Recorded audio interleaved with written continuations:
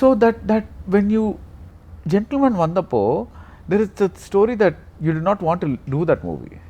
Yes sir, I didn't want to do that movie. Shankar meet பண்ணீங்க.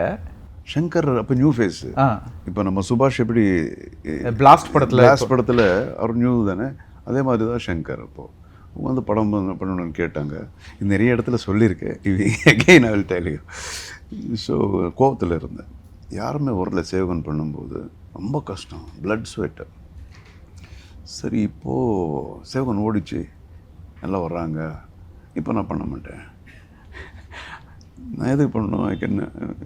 I can direct ஓரளவுக்கு பண்ண முடியும்னு தெரியுது, ப்ரொடக்ஷன் பண்ண முடியும், டிஸ்ட்ரிபியூஷன் கூட நான் பண்ணேன். ஸோ இப்போ பண்ணக்கூடாது, வேண்டாப்பா நான் பண்ணல.